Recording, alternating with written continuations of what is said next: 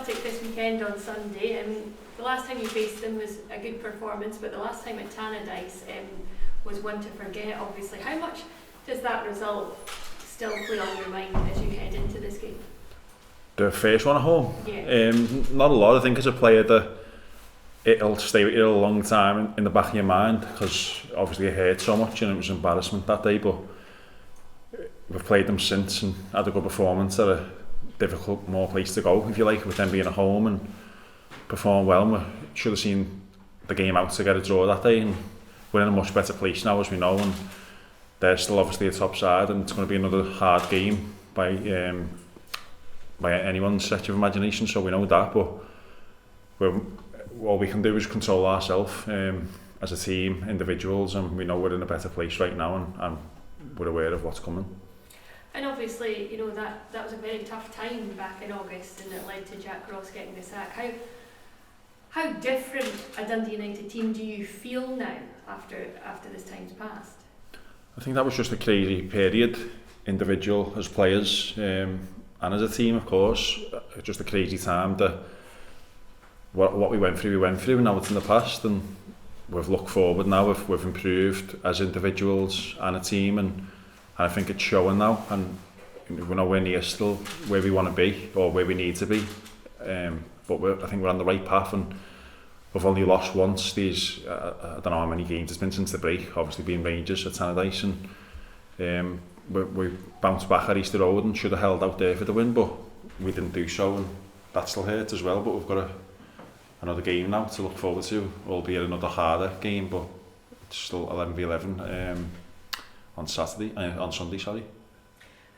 As you say, on a good run of form at the moment, how much confidence does that give you going into a game against a team you know how difficult they are to face?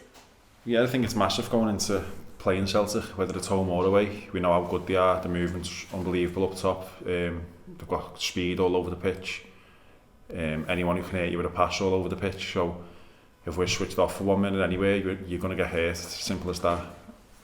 That's what happened earlier on in the season, and we're in a much better place now, and I'm sure we can prepare right, which we have done this week so far. We've got another couple of days, but that's what we'll be doing to carry on.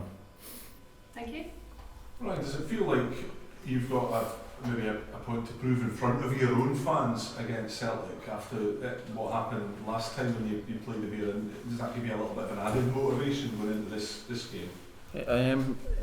Some might say that, but I think personally that we've played them again since, which was away as well at their stadium. So I'm sure it'll have been hyped up when we were going to Parkhead. What happened at Tannadice? What's going to happen at Parkhead? And I think a few people had their eyebrows raised to our performance that day, and that's been the same since. We've kicked on.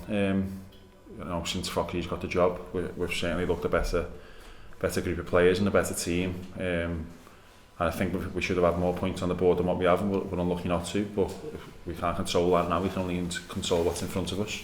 And you've touched on this, but do you feel you're a better team now, a better group now compared to what you were back then? And a result like that, a team can go under after a result like that, and gradually, you haven't let that happen. Things have turned around, and as you mentioned, you feel you are on the right path.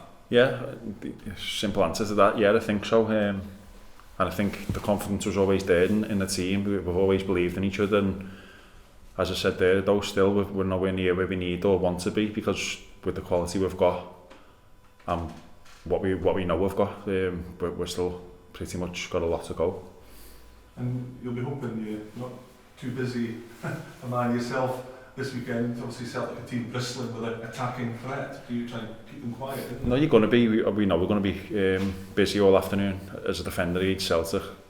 They've got too many good players for you not to be busy. So they can bring Kyogo off and they can bring Maeda on or someone like that. So it's pretty much like for like all over the pitch in their squad. So you're going to have a busy afternoon. We know that. We work on that to be ready for it, and that's just the way it is versus them. Hi Ryan, you touched on your training and preparation this week already. I mean, how do you prep differently going up against the likes of Celtic as what you would do to a different team? I think Celtic always, especially since Andrew's come in, they have a lot of the ball. They move it about the pitch. very quickly, so it can be harder to try and get it back at times, and they're going to have spells where they pin us in, which they do against every team.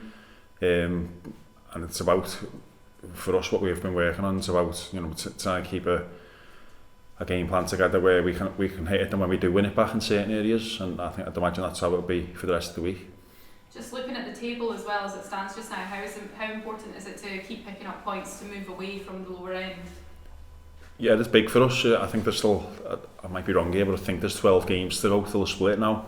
So there's a lot of football to be played before we start saying we want to do this, that. All we want to do in the short terms, keep jumping places up the table, which we've done so lately, and that's all we can do. Short-term goals for now, and keep climbing away from the bottom two. Does that give the team a bit more confidence? You know, you said in the last few games you've only really dropped against Rangers, to see the jump in the leapfrogging other teams. Yeah, it'd be easy to look back and say, you know, we should have been another 2 points against Hibs, conceding late, and the same against Hearts at home. But I don't think we really, especially at the Hearts one, we dropped the 2 points to the penalty, which was out of our control, I think.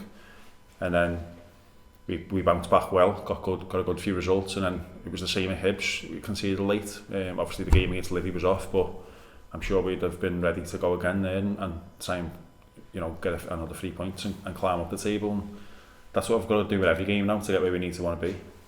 How would you summarise the job of the manager starting to turn things around? It's credit to him, yeah. It's obviously weren't easy.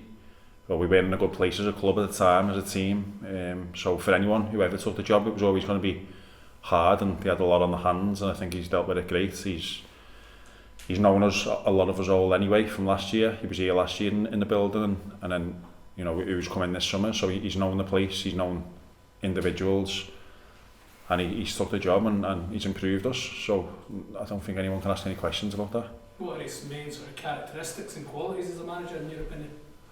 Well, I know Foxy obviously from last year. He was assistant, so he done a lot of the training ground work, as he still does. He likes being on the grass and getting his points across and coaching, and it's paid off so far.